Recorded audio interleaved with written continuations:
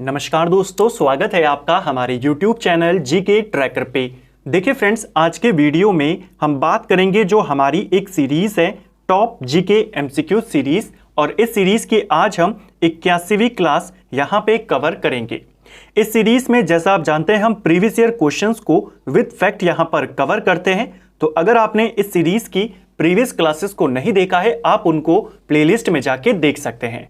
आज आपकी ज्योग्राफी की क्लास आनी थी, लेकिन जो हम बीपीएससी का जो एग्जाम हुआ है उसके क्वेश्चंस को यहां पर कवर कर रहे थे। कुछ क्वेश्चंस आपके बाकी थे, तो आज उनको यहां पर कवर कर जाएंगे। उन क्वेश्चंस के अलावा अदर एग्जाम के क्वेश्चन भी आपको यहां पर देखने को मिलेंगे। और जो इस हफ्ते की आपकी ज्योग्राफी की क्लास है वो कल सैटरडे को यहां पर आएगी। तो चलिए दोस्तों, आज की क्लास को शुरू करते हैं। आज का हमारा पहला क्वेश्चन है, इनमें से किसने भारत में फारसी त्यौहार नवरोज की शुरुआत करी थी? देखिए, नवरोज या इसको कुछ जगहों पर नवरोज भी लिखा गया है। यह एक फारसी त्यौहार है और इसे भारत में शुरू किया था बलबन ने। ऑप्शन सी सही आंसर हो जाएगा। बलबन की बात करें तो आप जानते हैं इसका पूरा नाम गयासुद्दीन बलबन था। 1266 से लेकर 1287 तक ये दिल्ली का सुल्तान रहा था। ठीक है, कुछ इंपॉर्टेंट क्वेश्चन बलबन को लेकर आपसे पूछे जाते हैं, तो उनको यहां पर देख लेते हैं। क्वेश्चन आता है, दिल्ली सल्तनत के किस शासक ने लौह और रक्त की नीति को अपनाया था? तो वो कौन है? बलबन। दिल्ली सल्तनत के किस शासक ने सिजदा और पैबोस जो प्रथा थी उसको शुरू किया था? सिजदा यानी शासक के सामने, सुल्तान के सामने आप घुटनों के बल बैठकर सर को झुकाएंगे, वो कहलाता था सिजदा प्रथा। और पैबोस यानी कि आप पेट के बल लेटकर सुल्तान के पैरों को चूमेंगे, वो कहलाती थी पैबोस प्रथा। इनको शुरू किसने किया? बलबन के द्वारा ही इनको शुरू किया गया था। एक और क्वेश्चन आता है बलबन को लेकर, अपने दरबार को ईरानी तौर तरीकों से किसने सजाया था? तो वो भी कौन होगा? बलबन होगा। और जो ईरानी त्यौहार, फारसी त्यौहार था नवरोज, इसे भी किसने शुरू किया? बलबन ने शुरू किया। ठीक है, आप जानते हैं दिल्ली सल्तनत में एक फेमस दल था चालीसा दल। चालीसा दल का गठन इल्तुतमिश ने किया था। क्वेश्चन आता है, इस चालीसा दल को समाप्त किसने किया था? इस चालीसा दल को समाप्त बलबन ने ही किया था। बलबन इसी चालीसा दल का एक मेंबर था। जब ये सुल्तान बना, सुल्तान बनने के बाद सबसे पहले इसने इसी दल को समाप्त किया था। तो ये कुछ इंपॉर्टेंट पॉइंट्स थे बलबन को लेकर, इनको साथ साथ में नोट करते हुए जरूर चलें, क्योंकि ये आपके प्रीवियस ईयर क्वेश्चंस हैं और इन्हीं से रिलेटेड फैक्ट्स मैं आपको यहीं पर बता देता हूं, ताकि आपका साथ साथ में रिवीजन भी यहां पर होता रहे। दिल्ली सल्तनत के ऊपर हमारी डिटेल सीरीज ऑलरेडी बनी हुई है, जहां से आप एक एक वंश के बारे में, एक एक शासक के बारे में, उनसे जुड़े क्वेश्चंस के बारे में डिटेल में देख सकते हैं। नेक्स्ट है, संविधान सभा के सदस्य प्रतिनिधि थे। तो संविधान सभा में जो सदस्य चुनकर आए थे, ये किसके प्रतिनिधि थे? कैसे चुनकर आए थे? क्या ये जनता के द्वारा प्रत्यक्ष निर्वाचित हुए थे? नहीं, जनता के द्वारा डायरेक्ट चुनाव होकर नहीं आए थे। जनता द्वारा अप्रत्यक्ष निर्वाचित हुए थे, तो दूसरा वाला आपका सही हो जाएगा। जो संविधान सभा के मेंबर्स थे, इनका चयन जो उस समय की विधानसभाएं थी, विधान परिषदें थी, उनके द्वारा किया गया था। इन लोगों को जनता ने डायरेक्ट चुना था और फिर इन लोगों ने संविधान सभा के सदस्यों को चुना।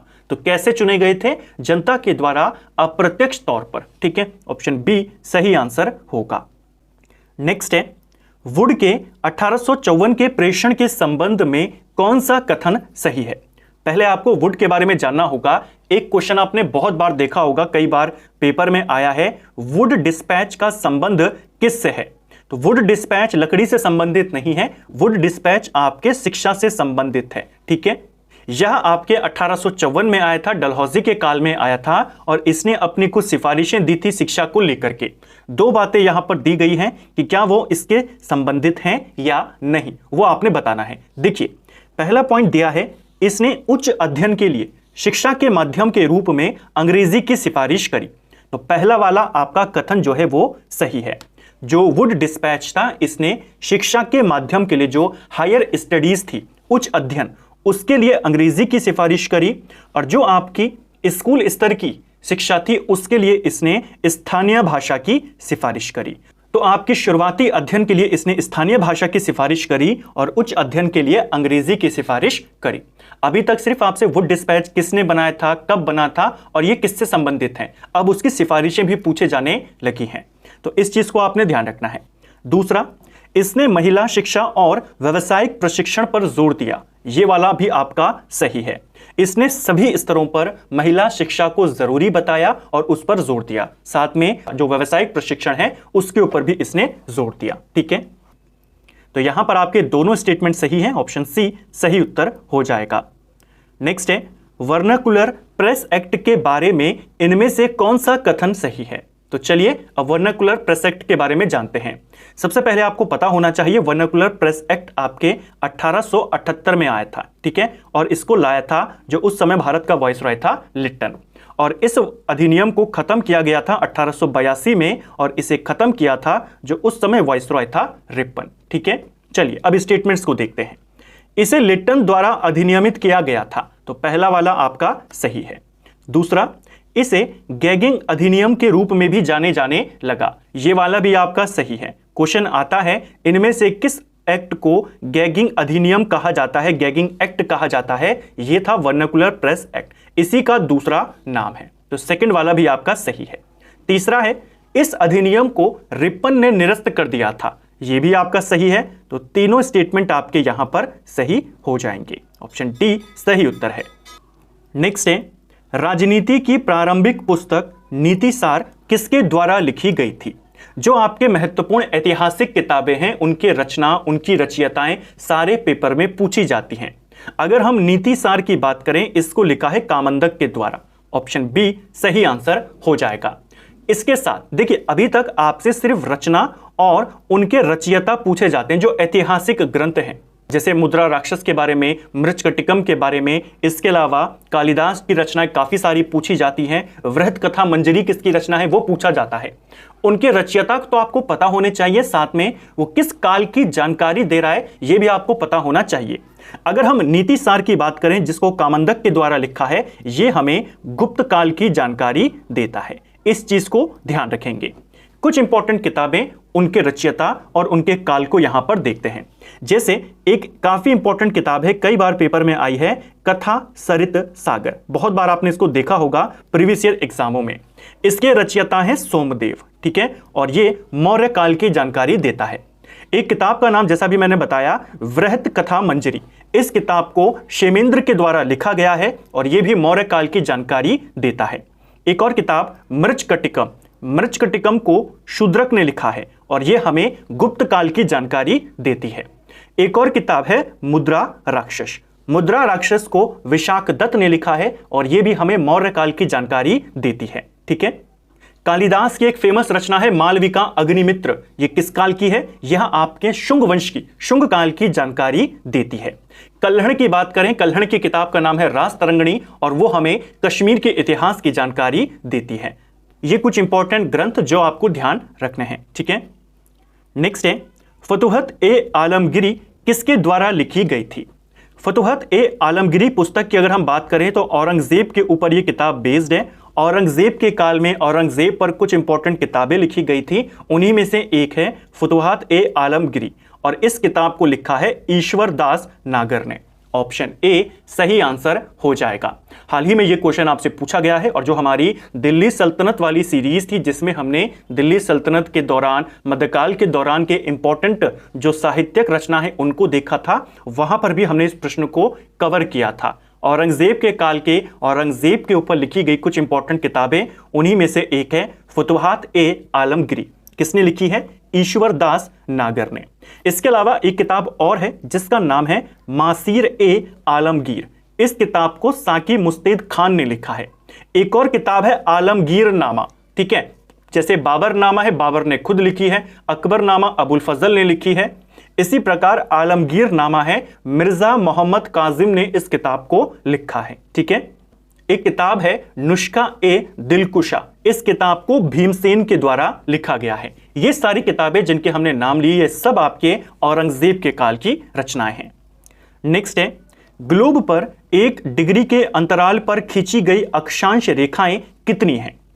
देखिए, सबसे पहले तो आपको अक्षांश रेखाएं होती क्या हैं वो पता होना चाहिए। कई बार हमने इसको डिस्कस किया है। मान लीजिए ये आपका ग्लोब है, ग्लोब के बीच में आपकी एक रेखा खींची जाती है जिसे इक्वेटर कहते हैं, भूमध्य रेखा इसको कहा जाता है।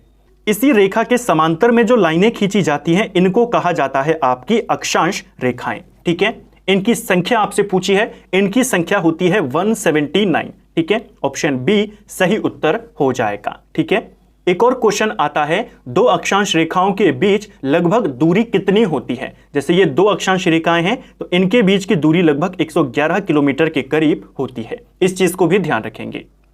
नेक्स्ट है, किस पठार पर कर्क रेखा और भारतीय मानक समय रेखा एक दूसरे को काटती हैं। तो देखिए, कर्क रेखा और भारतीय मानक समय रेखा की अगर हम बात करें, कर्क रेखा भारत के 8 राज्यों से होकर गुजरती है, भारतीय मानक समय रेखा भारत के 5 राज्यों से होकर गुजरती हैं, और ये दोनों के दोनों आपस में काटती हैं छत्तीसगढ़ के अंदर। और पठार पूछा है तो बघेलखंड के पठार को आप यहां पर टिक कर देंगे। ऑप्शन बी सही आंसर हो जाएगा। कर्क रेखा से कौन कौन से राज्य जुड़े हुए हैं, तो राजस्थान, गुजरात, मध्य प्रदेश, छत्तीसगढ़, झारखंड, पश्चिम बंगाल, त्रिपुरा और मिजोरम। मानक समय रेखा की बात करें तो आपका यूपी, एमपी, छत्तीसगढ़, उड़ीसा और आंध्र प्रदेश। ठीक है, नेक्स्ट है, एल नीनो धारा कहां प्रवाहित होती है। एल नीनो एक गर्म जल धारा होती है, जहां जहां ये बहती है वहां का तापमान इंक्रीज कर देती है और ये आपके प्रशांत महासागर में फ्लो होती है। ऑप्शन ए सही आंसर हो जाएगा। 5वीं अनुसूची किस विशिष्ट समूह के लोगों के शासन और हितों की सुरक्षा से संबंधित है। देखिए, अभी हमने कुछ दिन पहले संविधान की अनुसूचियों को कवर किया था। कौन सी अनुसूची किस क्षेत्र से संबंधित है, किस विषय से संबंधित है, उसको डिटेल में देखा था। हमने बात करी थी एक 5वीं अनुसूची और एक 6ठी अनुसूची के बारे में। ये दोनों अनुसूचियां आपके जो जनजातीय क्षेत्र हैं उनके प्रशासन से संबंधित है। तो अनुसूचित जनजाति इसका सही उत्तर हो जाएगा। जो अनुसूचित क्षेत्र हैं, अनुसूचित जनजातियों के क्षेत्र हैं, उनके प्रशासन के बारे में बताती है ये दोनों अनुसूचियां। जो नंबर 5 की अनुसूची है इसमें सभी राज्यों के बारे में है, वहां के अनुसूचित क्षेत्रों, जनजातियों के प्रशासन के बारे में। सिर्फ 4 राज्यों को छोड़कर असम, मेघालय, त्रिपुरा और मिजोरम, इन 4 राज्यों के बारे में अनुसूची 6 में बताया गया है इनके जनजातीय क्षेत्रों के प्रशासन के बारे में, और बाकी के बारे में 5 में है। तो किससे संबंधित है ये? अनुसूचित जनजाति से। ठीक है, नेक्स्ट है, किस अनुच्छेद के अंतर्गत अध्यक्ष सदन के किसी भी सदस्य को उसकी मातृभाषा में बोलने की इजाजत दे सकता है। देखिए, हमारे संविधान में एक आर्टिकल है, आर्टिकल 120, और एक आर्टिकल है, इसी को उल्टा कर दीजिए, आर्टिकल 210। आर्टिकल 120 संसद में प्रयोग की जाने वाली भाषा से संबंधित है, और इसी 120 का जो पहला खंड है वो ये कहता है कि जो सदन का अध्यक्ष होगा संसद में, चाहे राज्यसभा या लोकसभा, किसी भी मेंबर को उसकी मातृभाषा में बोलने की अनुमति दे सकता है। तो ये किसमें कहा गया है? 120(1) में कहा गया है। इसी चीज के लिए 210 भी है, ये आपके राज्यों के विधानमंडल से संबंधित है, और इसी 210 का पहला पार्ट कहता है कि जो विधानमंडलों का अध्यक्ष होगा वो किसी को भी मातृभाषा में बोलने की अनुमति दे सकता है। तो इसको आपने याद करना है। ठीक है, ये भी आपसे पेपर में आया था। नेक्स्ट है, 1857 के विद्रोह की विफलता के निम्नलिखित में से कौन से कारण थे? जो 1857 की क्रांति थी वो क्यों फेल हो गई, उसके पीछे के कारण बहुत बार आते हैं। पहला कारण दिया है अंग्रेजों की सैन्य श्रेष्ठता, ये यहां पर सही है।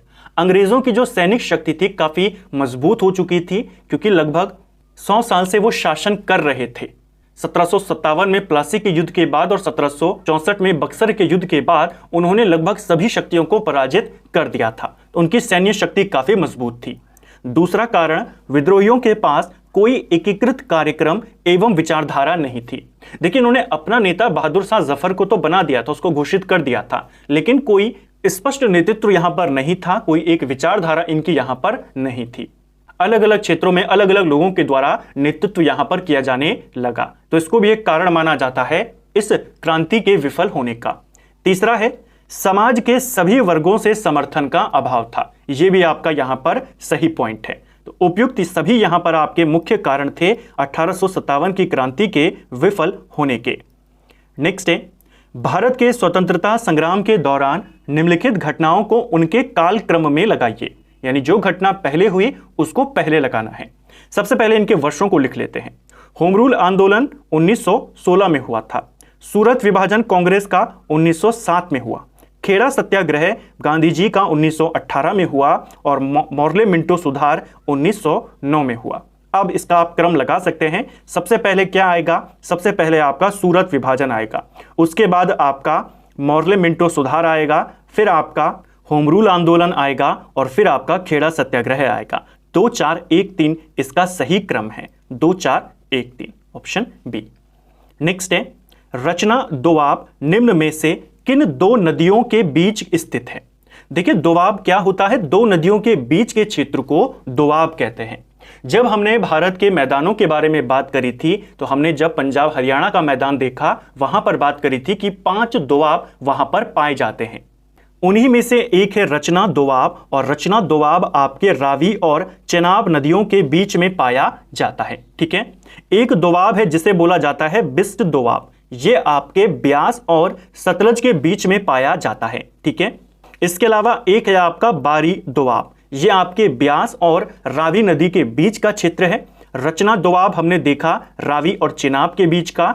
एक है आपका चज दोआब, यह चेनाब और झेलम नदी के बीच का क्षेत्र है।